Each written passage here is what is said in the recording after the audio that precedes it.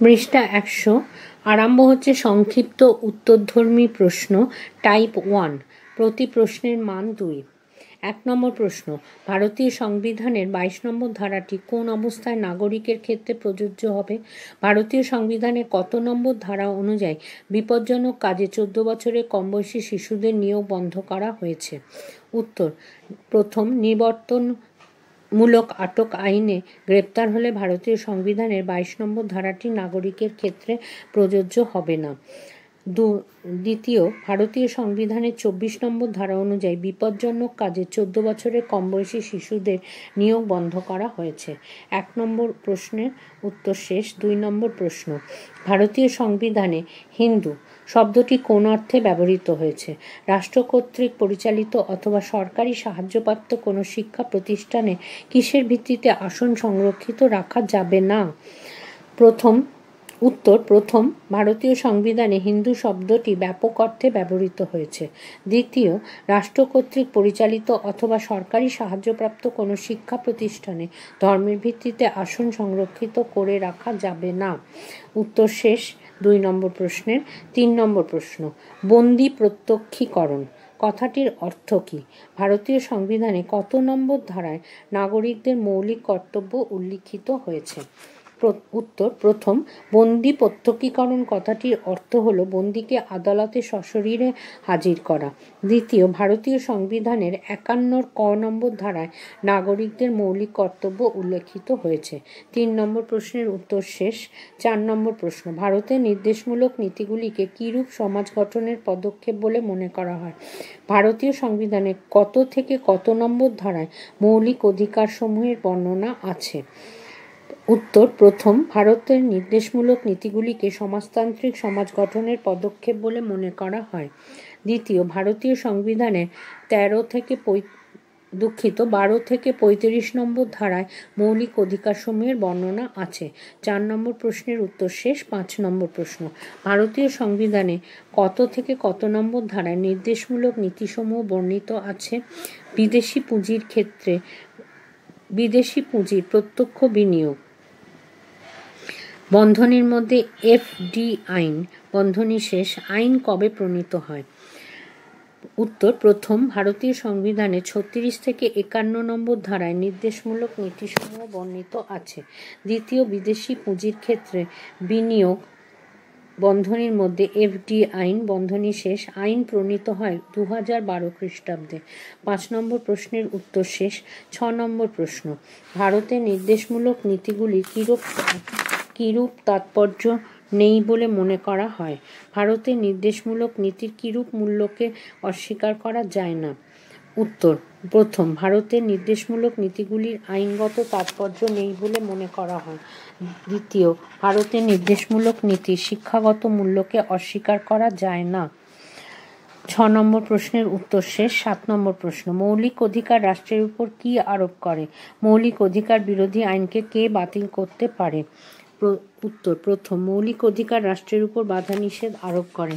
দ্বিতীয়, মৌলিক অধিকার বিরোধী আইনকে আদালত বাতিল করতে পারে। 7 নম্বর প্রশ্নের উত্তর শেষ। 8 নম্বর প্রশ্ন, নির্দেশমূলক নীতি বিরোধী আইন কি বাতিল করা যায়? মৌলিক অধিকারের উদ্দেশ্য কি? উত্তর, প্রথম, না, নির্দেশমূলক নীতি বিরোধী আইন বাতিল করা যায় না।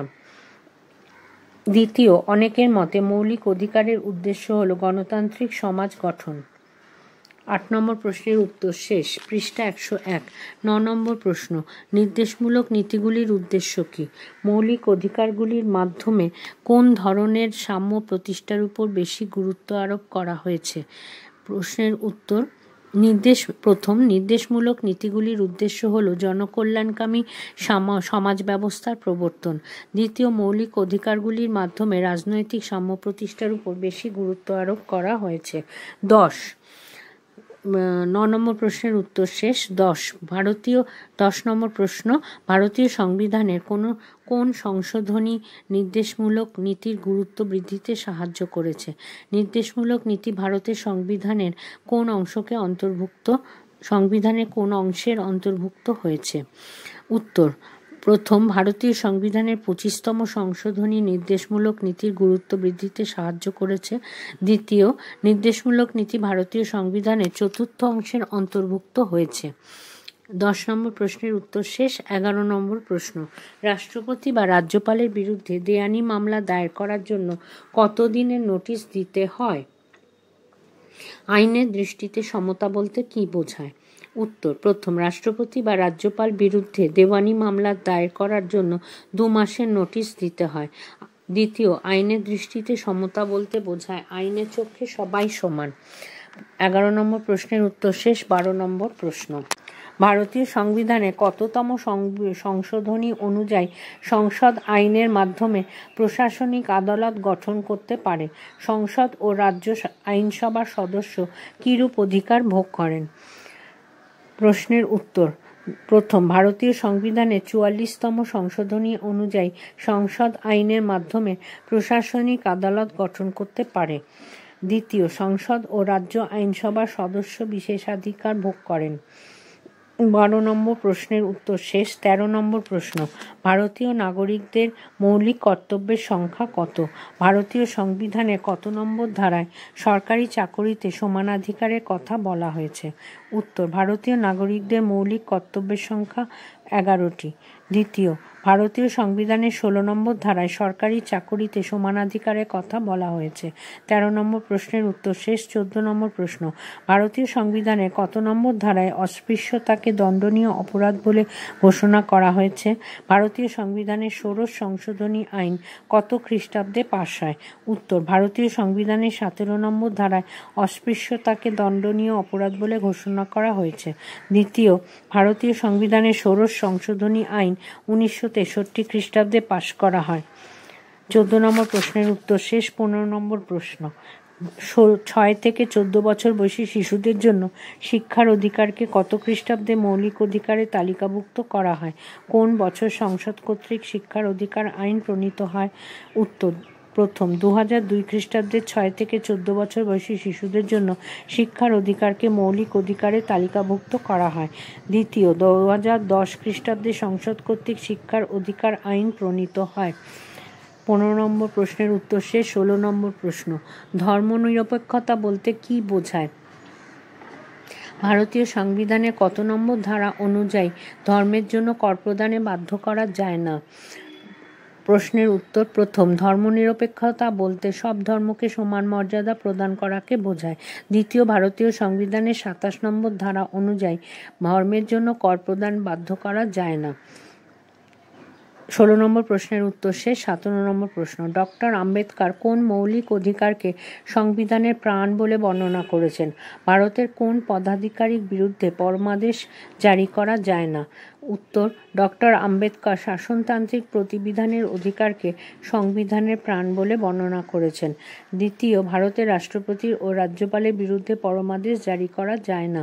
17 নম্বর প্রশ্নের উত্তর শেষ। 18 নম্বর প্রশ্ন, ভারতে জরুরি অবস্থা জারি হলে সংবিধানে উল্লিখিত কোন মৌলিক অধিকার অকার্যকর হতে পারে? ভারতীয় সংবিধানের কোন অংশে মৌলিক কর্তব্যের উল্লেখ আছে? প্রশ্নের উত্তর, প্রথম, ভারতে জরুরি অবস্থা জারি হলে সংবিধানের 19 নম্বর ধারায় বর্ণিত মৌলিক অধিকার অকার্যকর হতে পারে। দ্বিতীয়, ভারতীয় সংবিধানের 4র্থ ক অংশে মৌলিক কর্তব্যের উল্লেখ আছে। 19 নম্বর প্রশ্ন, কর্তব্য কি? উত্তর, সাধারণভাবে কর্তব্য হল সচেতন নাগরিক হিসাবে সমাজ ও রাষ্ট্রের প্রতি কয়েকটি দায়-দায়িত্ব পালন। প্রকৃতি অনুসারে কর্তব্যকে দুভাগে ভাগ করা হয়েছে, যেমন নৈতিক কর্তব্য 1, 2 আইনগত কর্তব্য। 19 নম্বর প্রশ্নের উত্তর শেষ। 20 নম্বর প্রশ্ন, ভারতীয় নাগরিকদের মৌলিক কর্তব্য কত খ্রিস্টাব্দে সংবিধানের অন্তর্ভুক্ত হয়? 1976 খ্রিস্টাব্দে ভারতীয় সংবিধানে কততম সংশোধন হয়? উত্তর, প্রথম, ভারতীয় নাগরিকদের মৌলিক কর্তব্য 1976 খ্রিস্টাব্দে সংবিধানের অন্তর্ভুক্ত হয়। দ্বিতীয়, 1976 খ্রিস্টাব্দে ভারতীয় সংবিধানের 42তম সংশোধন হয়। উত্তর শেষ। 21 নম্বর প্রশ্নের উত্তর। প্রশ্ন, প্রতি বছর কোন দিনটি মানবাধিকার দিবস হিসেবে পালিত হয়? সংবিধান অনুযায়ী রাজ্যগুলির শাসনকার্য পরিচালিত হচ্ছে কিনা তা কেন্দ্রীয় সরকার সংবিধানে কত নম্বর ধারা অনুযায়ী নজর রাখে? উত্তর, প্রথম, প্রতি বছর 10ই ডিসেম্বর মানবাধিকার দিবস হিসেবে পালিত হয়। প্রতি বছর 10ই ডিসেম্বর মানবাধিকার দিবস হিসেবে পালিত হয়। দ্বিতীয়, সংবিধান অনুযায়ী রাজ্যগুলির শাসনকার্য পরিচালিত হচ্ছে কিনা তা কেন্দ্রীয় সরকার সংবিধানের 355 নম্বর ধারা অনুযায়ী সেদিকে নজর রাখে। 21 নম্বর প্রশ্নের উত্তর শেষ। 22 নম্বর প্রশ্ন, নির্দেশমূলক নীতির দুটো উৎস লেখো। প্রথম, নির্দেশমূলক নীতির দুটো উৎস হলো: 1. ফ্যাবিয়ান সমাজতন্ত্রের আদর্শ, 2. 1935 খ্রিস্টাব্দের ভারত শাসন আইন। 22 নম্বর প্রশ্নের উত্তর শেষ। পৃষ্ঠা 102। 23 নম্বর প্রশ্ন, মৌলিক অধিকারগুলি স্থিতিশীল না গতিশীল? ভারতের কোনো রাজ্য সরকার কেন্দ্রের নির্দেশ না মানলে রাষ্ট্রপতি কত নম্বর ধারা অনুযায়ী অবাধ্য রাজ্যকে শাস্তি দিতে পারে? প্রথম, মৌলিক অধিকারগুলি স্থিতিশীল। দ্বিতীয়, ভারতের কোনো রাজ্য সরকার কেন্দ্রের নির্দেশ না মানলে রাষ্ট্রপতি 365 নম্বর ধারা অনুযায়ী অবাধ্য রাজ্যগুলিকে শাস্তি দিতে পারে। 23 নম্বর প্রশ্নের উত্তর শেষ। 24 নম্বর প্রশ্ন, নির্দেশমূলক নীতিগুলিকে কটি ভাগে ভাগ করা যায়? উত্তর, নির্দেশমূলক নীতিগুলিকে 4টি ভাগে ভাগ করা যায়, যথা: 1. আর্থসামাজিক, 2. প্রশাসনিক, 3. উন্নত রাষ্ট্রব্যবস্থা সম্পর্কিত এবং 4. আন্তর্জাতিক আদর্শ সংবলিত নির্দেশমূলক নীতিসমূহ। 24 নম্বর প্রশ্নের উত্তর শেষ। 25 নম্বর প্রশ্ন, নির্দেশমূলক নীতি বলতে কী বোঝো? উত্তর, প্রকৃত জনকল্যাণকামী রাষ্ট্র প্রতিষ্ঠার জন্য যেসব নীতি অনুসরণ করা একান্ত প্রয়োজন সেগুলি যাতে সরকার অনুসরণ করে সেজন্য প্রদত্ত নির্দেশসমূহকে রাষ্ট্র পরিচালনার নির্দেশমূলক নীতি বলা হয়। ভারতীয় সংবিধানের 4র্থ অংশে রাষ্ট্র পরিচালনার নির্দেশমূলক নীতিসমূহ লিপিবদ্ধ করা হয়েছে। 25 নম্বর প্রশ্নের উত্তর শেষ। 26 নম্বর প্রশ্ন, কোনো রাজ্য সরকার কেন্দ্রের নির্দেশ অমান্য করলে তার বিরুদ্ধে কী ব্যবস্থা নেওয়া যায়? ইতিবাচক মৌলিক অধিকার কাকে বলে? উত্তর, প্রথম, কোন রাজ্য সরকার কেন্দ্রের নির্দেশ অমান্য করলে সংশ্লিষ্ট রাজ্যের বিরুদ্ধে 365 নম্বর ধারা প্রয়োগ করা যায়। দ্বিতীয়, যে অধিকারগুলির মাধ্যমে নাগরিকদের সুস্পষ্টভাবে কয়েকটি সুযোগ সুবিধা দেওয়া হয়েছে সেগুলি ইতিবাচক মৌলিক অধিকার, যেমন মতামত প্রকাশের স্বাধীনতা, ধর্মীয় স্বাধীনতার অধিকার প্রভৃতি।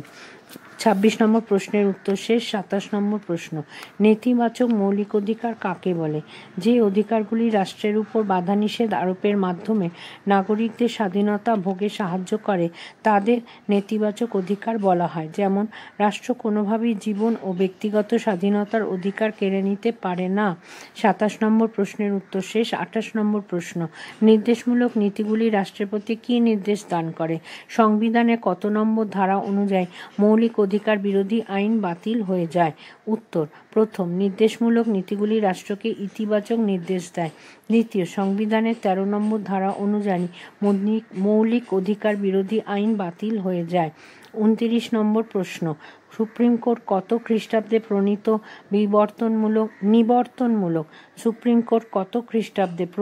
নিবর্তনমূলক আটক আইনের একটি অংশকে মৌলিক অধিকার বিরোধী বলে বাতিল করে দিয়েছিল? 1976 খ্রিস্টাব্দে সংবিধানের 42তম সংশোধনের ফলে কটি নতুন নির্দেশমূলক নীতি অন্তর্ভুক্ত হয়? 29 নম্বর প্রশ্নের উত্তর, প্রথম, 1950 খ্রিস্টাব্দে প্রণীত নিবর্তনমূলক আটক আইনের একটি অংশকে সুপ্রিম কোর্ট মৌলিক অধিকার বিরোধী বলে বাতিল করে দিয়েছিল। দ্বিতীয়, 1976 খ্রিস্টাব্দে সংবিধানের 42তম সংশোধনের ফলে 4টি নতুন নির্দেশমূলক নীতি অন্তর্ভুক্ত হয়। 29 নম্বর প্রশ্নের উত্তর শেষ। 30 নম্বর প্রশ্ন, নির্দেশমূলক নীতিগুলি স্থিতিশীল না গতিশীল? ভারতীয় সংবিধানে কিছু অধিকারকে কেন মৌলিক বলা হয়? উত্তর, প্রথম, নির্দেশমূলক নীতিগুলি গতিশীল। দ্বিতীয়, ভারতীয় সংবিধানের কিছু অধিকারকে মৌলিক বলা হয় কারণ এগুলি শাসন ও আইন বিভাগের কর্তৃত্বের বাইরে। 30 নম্বর প্রশ্নের উত্তর শেষ। 31 নম্বর প্রশ্ন, সুপ্রিম কোর্ট বা হাইকোর্ট মৌলিক অধিকার বলবৎ করার জন্য কী জারি করতে পারে? ভারতীয় নাগরিকদের শোষণের বিরুদ্ধে অধিকার সংবিধানের কোন কোন ধারায় স্বীকৃতি পেয়েছে? উত্তর, প্রথম, সুপ্রিম কোর্ট বা হাইকোর্ট মৌলিক অধিকার বলবৎ করার জন্য লেখ জারি করতে পারে। দ্বিতীয়, ভারতীয় নাগরিকদের শোষণের বিরুদ্ধে অধিকার সংবিধানের 23 ও 24 নম্বর ধারায় স্বীকৃতি পেয়েছে। 31 নম্বর প্রশ্নের উত্তর শেষ। 32 নম্বর প্রশ্ন, ভারতীয় নাগরিকদের সংস্কৃতি ও শিক্ষা বিষয়ক অধিকার সংবিধানের কোন কোন ধারায় লিপিবদ্ধ রয়েছে? ভারতীয় নাগরিকদের সাংবিধানিক প্রতিবিধানের অধিকার সংবিধানের কোন কোন ধারায় লিপিবদ্ধ করা হয়েছে? উত্তর, প্রথম, ভারতীয় নাগরিকদের সংস্কৃতি ও শিক্ষা বিষয়ক অধিকার সংবিধানের 29 ও 30 নম্বর ধারায় লিপিবদ্ধ রয়েছে। দ্বিতীয়, ভারতীয় নাগরিকদের সাংবিধানিক প্রতিবিধানের অধিকার সংবিধানের 32 ও 226 নম্বর ধারায় লিপিবদ্ধ করা হয়েছে। 32 নম্বর প্রশ্নের উত্তর শেষ। 33 নম্বর প্রশ্ন, ভারতীয় সংবিধানে 14 নম্বর ধারার নাগরিকদের কোন কোন অধিকার প্রদান করা হয়েছে? ভারতীয় সংবিধানের কত নম্বর ধারা অনুযায়ী নিজের ইচ্ছার বিরুদ্ধে আদালতের সাক্ষ্য উদ্ধৃতির মধ্যে দিতে বাধ্য করা যায় না? উত্তর, প্রথম, ভারতীয় সংবিধানের 14 নম্বর ধারায় নাগরিকদের আইনের দৃষ্টিতে সমতা ও আইন কর্তৃক সমভাবে সংরক্ষিত হওয়ার অধিকার প্রদান করা হয়েছে। দ্বিতীয়, ভারতীয় সংবিধানের 20(3) নম্বর ধারা অনুযায়ী উদ্ধৃতির মধ্যে নিজের ইচ্ছার বিরুদ্ধে আদালতের সাক্ষ্য উদ্ধৃতি শেষ দিতে বাধ্য করা যায় না। 33 নম্বর প্রশ্নের উত্তর শেষ। 34 নম্বর প্রশ্ন, ভারতীয় সংবিধানে কি ভারতীয় সংসদ কি সংবিধানে সংরক্ষিত মৌলিক 34 নম্বর প্রশ্ন, ভারতীয় সংসদ কি সংবিধানে সংরক্ষিত মৌলিক অধিকার পরিবর্তন করতে পারে? উত্তর, হ্যাঁ। 24তম সংবিধান সংশোধনী অনুযায়ী ভারতীয় সংসদ সংবিধানের 3য় অধ্যায়ে উল্লেখিত মৌলিক অধিকার সহ সংবিধানের যে কোনো অংশের পরিবর্তন করতে সক্ষম, তবে সংসদকে সংবিধানের মূল কাঠামো পরিবর্তনের ক্ষমতা দেওয়া হয়নি। 34 নম্বর প্রশ্নের উত্তর শেষ। 35 নম্বর প্রশ্ন, পৌর অধিকার কাকে বলে? ভারতীয় সংবিধানের কত নম্বর ধারা অনুযায়ী 6 থেকে 14 বছর বয়সী পর্যন্ত 6 থেকে 14 বছর বয়স পর্যন্ত বালক বালিকাদের শিক্ষা প্রদান করা বাধ্যতামূলক? উত্তর, প্রথম, যেসব সুবিধাগুলি ছাড়া মানুষ সভ্য ও সামাজিক জীবনযাপন করতে পারে না সেই সব সুযোগ সুবিধাকে পৌর অধিকার বলে। দ্বিতীয়, ভারতীয় সংবিধানের 21 ক ধারা অনুযায়ী 6 থেকে 14 বছর বয়স পর্যন্ত বালক বালিকাদের শিক্ষা প্রদান করা বাধ্যতামূলক। পৃষ্ঠা 103। 36 নম্বর প্রশ্ন, ভারতীয় নাগরিকদের মৌলিক অধিকার কোন কোন ধারা কোনো অবস্থাতেই স্থগিত করে রাখা যায় না? 36 নম্বর প্রশ্নটি আবার বলছি, ভারতীয় নাগরিকদের মৌলিক অধিকারের কোন কোন ধারা কোনো অবস্থাতেই স্থগিত রাখা যায় না?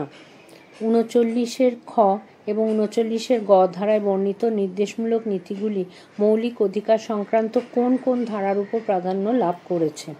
উত্তর, প্রথম, ভারতীয় নাগরিকদের মৌলিক অধিকারের 20 এবং 21 নম্বর ধারা কোনো অবস্থাতেই স্থগিত রাখা যায় না। দ্বিতীয়, 39 খ এবং 39 গ ধারায় বর্ণিত নির্দেশমূলক নীতিগুলি মৌলিক অধিকার সংক্রান্ত 14 নম্বর ও 19 নম্বর ধারার উপর প্রাধান্য লাভ করেছে। 36 নম্বর প্রশ্নের উত্তর শেষ। 37 নম্বর প্রশ্ন, ভারতীয় নাগরিকদের মৌলিক অধিকার সম্পর্কে বিচারপতি পাতঞ্জলি শাস্ত্রী কি অভিমত ব্যক্ত করেছিলেন? বিচারপতি পি.বি. গজেন্দ্রগাদকার মৌলিক অধিকারগুলিকে কি বলে চিহ্নিত করেছেন? উত্তর, প্রথম, পাতঞ্জলি শাস্ত্রী ব্যক্ত করেছিলেন যে মৌলিক অধিকারগুলি হলেও মৌলিক। দ্বিতীয়, বিচারপতি পি.বি. গজেন্দ্রগাদকার মৌলিক অধিকারগুলিকে গণতান্ত্রিক জীবনধারা যথার্থ ভিত্তি এবং অত্যন্ত প্রয়োজনীয় অংশ বলে চিহ্নিত করেছেন। উত্তর শেষ। 37 নম্বর প্রশ্নের উত্তর শেষ। 38 নম্বর প্রশ্ন, ভারতীয় সংবিধানে 21 নম্বর ধারায় বর্ণিত উদ্ধৃতির মধ্যে আইন নির্দিষ্ট পদ্ধতি বলতে কি বোঝায়? উত্তর, ভারতীয় সংবিধানে 21 নম্বর ধারায় বলা হয়েছে যে উদ্ধৃতির মধ্যে আইন নির্দিষ্ট পদ্ধতি ছাড়া কোনো ব্যক্তিকে তার জীবন ও ব্যক্তিগত স্বাধীনতা থেকে বঞ্চিত করা যাবে না। আইন নির্দিষ্ট পদ্ধতি অনুযায়ী কোনো আইন নীতি বিরোধী কিনা আদালত তা বিচার করতে পারে না। শুধু যে আইন অনুযায়ী ব্যক্তি স্বাধীনতার উপর হস্তক্ষেপ করা হবে সেই আইনটি বিধিসম্মতভাবে আইনসভা কর্তৃক প্রণীত কিনা তা বিচারের ক্ষমতা আদালতের রয়েছে। 38 নম্বর প্রশ্নের উত্তর শেষ। 39 নম্বর প্রশ্ন, ভারতের সংবিধান প্রণেতাগণ কোন কোন সংবিধানের দ্বারা প্রভাবিত হয়ে সংবিধানের মৌলিক অধিকার লিপিবদ্ধ করেছিলেন? মূল ভারতীয় সংবিধানে নাগরিকদের কটি মৌলিক অধিকারের উল্লেখ ছিল? উত্তর প্রথম মার্কিন, আইরিশ ও ফরাসি সংবিধানের দ্বারা প্রভাবিত হয়ে সংবিধানের মৌলিক অধিকার লিপিবদ্ধ করেছিলেন। দ্বিতীয়, মূল ভারতীয় সংবিধানে নাগরিকদের 7টি মৌলিক অধিকারের উল্লেখ ছিল। 39 নম্বর প্রশ্নের উত্তর শেষ। 40 নম্বর প্রশ্ন, কবে এবং কিভাবে মৌলিক কর্তব্যগুলিকে ভারতীয় সংবিধানের অন্তর্ভুক্ত করা হয়? উত্তর 1949 খ্রিস্টাব্দের 26শে নভেম্বর গণপরিষদ কর্তৃক গৃহীত ভারতের মূল সংবিধানে কোনো মৌলিক কর্তব্যের উল্লেখ ছিল না। 1976 খ্রিস্টাব্দে 42তম এবং 2002 খ্রিস্টাব্দের 86তম সংবিধানের মাধ্যমে 1976 খ্রিস্টাব্দে 42তম এবং 2002 খ্রিস্টাব্দের 86তম সংশোধনের মাধ্যমে সংবিধানে কয়েকটি মৌলিক কর্তব্যের উল্লেখ করা হয়েছে। এই উদ্দেশ্যে 4র্থ অধ্যায় ক নামে একটি নতুন অধ্যায় এবং 51 ক নামে একটি নতুন ধারা সংযোজন করা হয়। এই ধারায় ভারতীয় নাগরিকদের 11টি মৌলিক কর্তব্য পালনের কথা বলা হয়েছে। 40 নম্বর প্রশ্নের উত্তর শেষ। 41 নম্বর প্রশ্ন, ভারতের রাষ্ট্রপতি ও রাজ্যপালদের স্বপদে প্রতিষ্ঠিত হওয়ার পূর্বে বা পরে সম্পাদিত কাজের জন্য তাদের বিরুদ্ধে দেওয়ানি মামলা দায়ের করার জন্য কত দিনের নোটিশ দিতে হয়? ভারতীয় সংবিধানে কততম সংশোধনী অনুসারে সরকারি কর্মচারীদের চাকরি সংক্রান্ত যাবতীয় বিরোধের মীমাংসা করার জন্য প্রশাসনিক আদালত গঠন করা যেতে পারে? উত্তর প্রথম, ভারতের রাষ্ট্রপতি ও রাজ্যপালদের স্বপদে প্রতিষ্ঠিত হওয়ার পূর্বে বা পরে সম্পাদিত কাজের জন্য তাদের বিরুদ্ধে দেওয়ানি মামলা দায়ের করার জন্য 2 মাসের নোটিশ দিতে হয়। দ্বিতীয়, 1978 খ্রিস্টাব্দের 44তম সংবিধান সংশোধনী আইন অনুসারে সরকারি কর্মচারীদের চাকরি সংক্রান্ত যাবতীয় বিরোধের মীমাংসা করার জন্য প্রশাসনিক আদালত গঠন করা যেতে পারে। 41 নম্বর প্রশ্নের উত্তর শেষ। 42 নম্বর প্রশ্ন, মূল ভারতীয় সংবিধানে কত নম্বর ধারায় ইঙ্গ ভারতীয়দের জন্য সরকারি চাকরিতে সংরক্ষণের ব্যবস্থা ছিল? কবে থেকে ইঙ্গ ভারতীয়দের জন্য সরকারি চাকরিতে সংরক্ষণ ব্যবস্থা বাতিল করা হয়েছে? উত্তর প্রথম, মূল ভারতীয় সংবিধানে 336 নম্বর ধারায় ইঙ্গ ভারতীয়দের জন্য সরকারি চাকরিতে সংরক্ষণের ব্যবস্থা ছিল। দ্বিতীয়, 1960 খ্রিস্টাব্দের 25শে জানুয়ারি থেকে ইঙ্গ ভারতীয়দের জন্য সরকারি চাকরিতে সংরক্ষণ ব্যবস্থা বাতিল করা হয়েছে। 42 নম্বর প্রশ্নের উত্তর শেষ। 43 নম্বর প্রশ্ন, ভারতে কত খ্রিস্টাব্দে অস্পৃশ্যতা বন্ধনীর মধ্যে অপরাধ বন্ধনী শেষ আইন প্রণীত হয়? কত খ্রিস্টাব্দে সম্পত্তির অধিকারকে মৌলিক অধিকারের তালিকা থেকে বাদ দেওয়া হয়? উত্তর প্রথম, ভারতে 1955 খ্রিস্টাব্দে অস্পৃশ্যতা বন্ধনীর মধ্যে অপরাধ আইন প্রণীত হয়। দ্বিতীয়, 1978 খ্রিস্টাব্দে 44তম সংবিধান সংশোধনের মাধ্যমে সম্পত্তির অধিকারকে মৌলিক অধিকারের তালিকা থেকে বাদ দেওয়া হয়। 43 নম্বর প্রশ্ন শেষ। 44 নম্বর প্রশ্ন, ভারতীয় সংবিধানের 19-1 নম্বর ধারায় নাগরিকদের কটি মৌলিক অধিকার প্রদান করা হয়েছে? আইন নির্দিষ্ট পদ্ধতি ছাড়া অন্য কোনো উপায় কোনো ব্যক্তিকে তার জীবন বা ব্যক্তিগত স্বাধীনতা থেকে বঞ্চিত করা যাবে না। ভারতীয় সংবিধানে কত নম্বর ধারায় এটির উল্লেখ আছে? উত্তর প্রথম, ভারতীয় সংবিধানের 19-1 নম্বর ধারায় নাগরিকদের 6টি মৌলিক অধিকার প্রদান করা হয়েছে। দ্বিতীয়, আইন নির্দিষ্ট পদ্ধতি ছাড়া অন্য কোনো উপায় কোনো ব্যক্তিকে তার জীবন বা ব্যক্তিগত স্বাধীনতা থেকে বঞ্চিত করা যাবে না। ভারতীয় সংবিধানের 21 নম্বর ধারায় এটির উল্লেখ আছে। 44 নম্বর প্রশ্নের উত্তর শেষ। 45 নম্বর প্রশ্ন, ভারতের সংবিধানের কত নম্বর ধারায় 6 থেকে 14 বছর বয়স পর্যন্ত বালক বালিকাদের শিক্ষার অধিকারকে মৌলিক অধিকার হিসাবে অন্তর্ভুক্ত করা হয়েছে? ভারতীয় সংবিধানের 32 নম্বর ধারায় কোন আদালতের উপর ভারতীয় নাগরিকদের মৌলিক অধিকার সংরক্ষণের দায়িত্ব দেওয়া হয়েছে? পৃষ্ঠা 104। 45 নম্বর প্রশ্নের উত্তর প্রথম, ভারতীয় সংবিধানের 21-1 নম্বর ধারায় 6 থেকে 14 বছর বয়স পর্যন্ত বালক বালিকাদের শিক্ষার অধিকারকে মৌলিক অধিকার হিসেবে অন্তর্ভুক্ত করা হয়েছে। দ্বিতীয়, ভারতীয় সংবিধানের 32 নম্বর ধারায় সুপ্রিম কোর্টের উপর ভারতীয় নাগরিকদের মৌলিক অধিকার সংরক্ষণের দায়িত্ব দেওয়া হয়েছে। 45 নম্বর প্রশ্নের উত্তর শেষ। 46 নম্বর প্রশ্ন, মিসা কি? উত্তর, নিবর্তনমূলক আটক আইনের পরিবর্তে 1971 খ্রিস্টাব্দে পার্লামেন্ট উদ্ধৃতির মধ্যে আভ্যন্তরীণ নিরাপত্তা রক্ষা আইন উদ্ধৃতি শেষ বা মিসা উদ্ধৃতির মধ্যে উদ্ধৃতি শেষ বন্ধনীর মধ্যে maintenance of internal security act বন্ধনী শেষ প্রণয়ন করা হয়। এই আইনে আটক ব্যক্তি তার গ্রেপ্তারের বিরুদ্ধে আদালতে অভিযোগ করতে পারে না। 1978 খ্রিস্টাব্দে এই আইন প্রত্যাহার করে নেওয়া হয়। 46 নম্বর প্রশ্নের উত্তর শেষ। 47 নম্বর প্রশ্ন, ভারতে ধর্মনিরপেক্ষতা বলতে কি বোঝায়? উত্তর, ভারতীয় সংবিধান অনুযায়ী নিরপেক্ষতা বলতে বোঝায় রাষ্ট্র ব্যক্তিগত ও গোষ্ঠীগত ধর্মীয় স্বাধীনতা স্বীকার করে, সেই সঙ্গে ধর্ম ছাড়াও ব্যক্তির বিবেকের স্বাধীনতা স্বীকার করে। রাষ্ট্র কোনো ধর্মের সঙ্গে সম্পর্ক রাখে না অথবা কোনো ধর্মীয় ব্যাপারে হস্তক্ষেপ করে না। ধর্মবিশ্বাস পুরোপুরি নাগরিকের ব্যক্তিগত বিষয় বলে এক্ষেত্রে মনে করা হয়।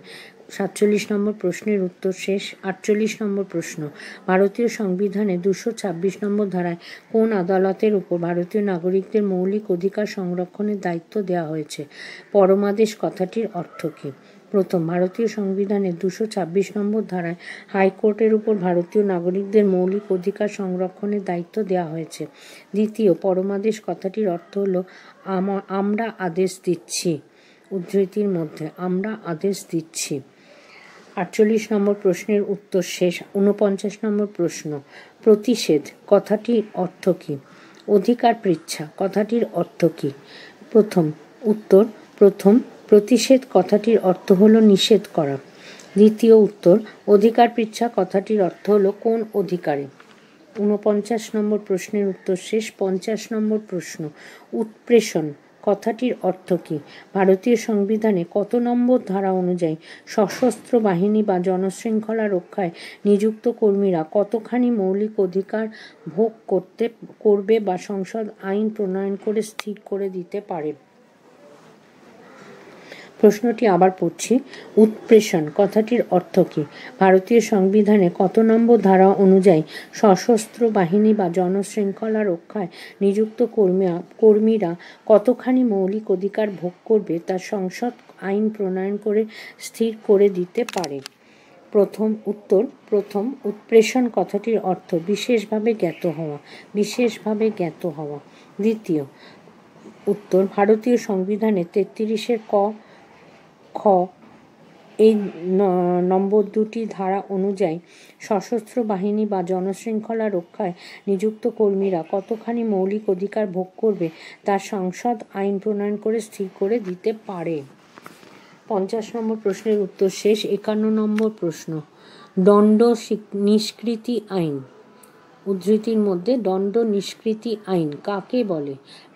আইভার জেনিংস ভারতীয় সংবিধানে নির্দেশমূলক নীতির অন্তর্ভুক্তির বিষয়ে কী মন্তব্য করেছেন? উত্তর, ভারতের কোনো অঞ্চলে সামরিক শাসন চালু থাকলে কোনো সরকারি কর্মচারী বা অন্য কেউ শৃঙ্খলা রক্ষার জন্য কোনো অবৈধ কাজ করলে তা বৈধ করার জন্য সংসদ যে আইন প্রণয়ন করে তাকে দণ্ড নিষ্কৃতি আইন বলে। দ্বিতীয় উত্তর, আইভার জেনিংসের মতে ফেবিয়ান সমাজতন্ত্রের আদর্শে অনুপ্রাণিত হয়ে নির্দেশমূলক নীতি ভারতীয় সংবিধানের অন্তর্ভুক্ত হয়। 51 নম্বর প্রশ্নের উত্তর শেষ। 52 নম্বর প্রশ্ন, দুর্গাদাস বসুর মতে ভারতীয় সংবিধানে নির্দেশমূলক নীতিগুলি কোন সংবিধানের অনুকরণে সংযোজিত হয়েছে? কেসি হোয়ার নির্দেশমূলক নীতিগুলিকে কী বলে অভিহিত করেছেন? উত্তর, দুর্গাদাস বসুর মতে আয়ারল্যান্ডের সংবিধানের অনুকরণে ভারতীয় সংবিধানে নির্দেশমূলক নীতিগুলি সংযোজিত হয়েছে। দ্বিতীয়, কেসি হোয়ার নির্দেশমূলক নীতিগুলিকে নৈতিক উপদেশ ও রাজনৈতিক ইস্তেহার বলে বর্ণনা করেছেন। 52 নম্বর প্রশ্নের উত্তর শেষ। 53 নম্বর প্রশ্ন, কেটি সাহু নির্দেশমূলক নীতিগুলিকে কী বলে অভিহিত করেছেন? পাইলের মতে নির্দেশমূলক নীতিগুলি কী? উত্তর, কেটি সাহু নির্দেশমূলক নীতিগুলিকে সদিচ্ছার প্রকাশ বলে অভিহিত করেছেন। দ্বিতীয়, পাইলির মতে নির্দেশমূলক নীতিগুলি হল ভারতীয় জনগণের ন্যূনতম আশা আকাঙ্ক্ষার প্রতীক। 53 নম্বর প্রশ্নের উত্তর শেষ। 54 নম্বর প্রশ্ন, জওহরলাল নেহেরু নির্দেশমূলক নীতিগুলিকে কি বলেছিলেন? গ্রেনভিল অস্টিন নির্দেশমূলক নীতিগুলিকে কি বলেছিলেন? উত্তর প্রথম, জওহরলাল নেহেরু নির্দেশমূলক নীতিগুলিকে গতিশীল পদক্ষেপ উদ্ধৃতির মধ্যে বলেছিলেন। দ্বিতীয় উত্তর, গ্রেনভিল অস্টিন নির্দেশমূলক নীতিগুলিকে উদ্ধৃতির মধ্যে সামাজিক বিপ্লবের অধিকতর স্পষ্ট বিকৃতি উদ্ধৃতির মধ্যে বলেছেন। 54 নম্বর প্রশ্নের উত্তর শেষ। 55 নম্বর প্রশ্ন, জরুরি অবস্থা ঘোষিত হলে ভারতীয় নাগরিকরা কি মৌলিক অধিকার ভোগ করতে পারেন? উত্তর না। 55 নম্বর প্রশ্ন, জরুরি অবস্থা ঘোষিত হলে ভারতীয় নাগরিকরা কি মৌলিক অধিকার ভোগ করতে পারেন? উত্তর না। সংবিধানে 352 নম্বর ধারা অনুযায়ী জরুরি অবস্থা ঘোষিত হলে 19 নম্বর ধারায় উল্লিখিত স্বাধীনতার অধিকারগুলির উপর যে কোনো বিধিনিষেধ আরোপ করার ক্ষমতা রাষ্ট্রের রয়েছে। এছাড়া 359 নম্বর ধারা অনুসারে রাষ্ট্রপতি জনগণের মৌলিক অধিকার বলবৎকরণের উদ্দেশ্যে শাসনতান্ত্রিক প্রতিবিধানের অধিকারটি স্থগিত রাখার আদেশ দিতে পারেন। 55 নম্বর প্রশ্নের উত্তর শেষ। 56 নম্বর প্রশ্ন, সাম্প্রতিককালে ব্র্যাকেটের মধ্যে 86তম সংবিধান সংশোধিত 2002 ব্র্যাকেট শেষ স্বাধীন সংযোজিত হওয়ার 11 নম্বর মৌলিক কর্তব্যটি কি? উত্তর 2002 খ্রিস্টাব্দে 86তম সংবিধান সংশোধনীর মাধ্যমে ভারতীয় সংবিধানে সংযোজিত 11 নম্বর মৌলিক কর্তব্যটি হল প্রত্যেক পিতামাতা কর্তৃক 6 থেকে 14 বছর বয়সী সন্তানের এবং অভিভাবক কর্তৃক নাবালকের শিক্ষাদানের ব্যবস্থা করা। 56 নম্বর প্রশ্নের উত্তর শেষ। 57 নম্বর প্রশ্ন, ভারতের সংবিধানে সম্পত্তি অধিকারের সাংবিধানিক মর্যাদা কি?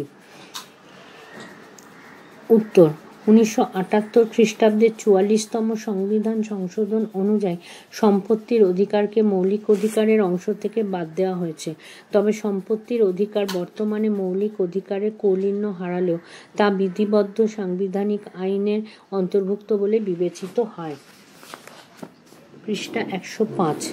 58 নম্বর প্রশ্ন, মৌলিক অধিকারগুলি স্থিতিশীল কিন্তু নির্দেশমূলক নীতিগুলি গতিশীল কেন? এটি এইচএস মডেল কোয়েশ্চেন 2024-এর WBCHSE-তে দেওয়া আছে। উত্তর, মৌলিক অধিকারগুলি স্থিতিশীল। মূল সংবিধানে মৌলিক অধিকারগুলি যেভাবে লিপিবদ্ধ হয়েছিল তা এখনও সেভাবেই রয়েছে। কোনো নতুন মৌলিক অধিকার আজ পর্যন্ত সংযোজিত হয়নি, কিন্তু নির্দেশমূলক নীতিগুলি পরিস্থিতির তাগিদে পরিবর্তিত ও সংযোজিত হয়েছে। এই সঙ্গে সংক্ষিপ্ত উত্তরধর্মী প্রশ্ন টাইপ 1-এর প্রশ্নগুলি শেষ এবং এই চ্যাপ্টারের পঞ্চম অধ্যায় সমস্ত উত্তরগুলোই শেষ। পঞ্চম অধ্যায়ের মক টেস্ট, প্রশ্নের মান 5। নিচের প্রশ্নগুলির উত্তর দাও। দুঃখিত, মক টেস্ট 5। নিচের প্রশ্নগুলির উত্তর দাও। 2 × 3 6। 1. ভারতের ধর্মনিরপেক্ষতা বলতে কি বোঝো? 2. হ্যাবিয়াস কর্পাস কি? 3. মৌলিক অধিকার ও নির্দেশমূলক নীতির দুটি পার্থক্য লেখো। নিচের প্রশ্নটির উত্তর দাও। 1. প্রশ্নের মান 4 × 1 4। ভারতীয় সংবিধানে প্রদত্ত সাম্যের অধিকারটি আলোচনা করো, অথবা সংবিধানে মৌলিক অধিকার লিপিবদ্ধ করার প্রয়োজনীয়তা উল্লেখ করো। এই সঙ্গে শেষ হলো পঞ্চম অধ্যায়ের প্রশ্নের আলোচ্য উত্তরগুলি।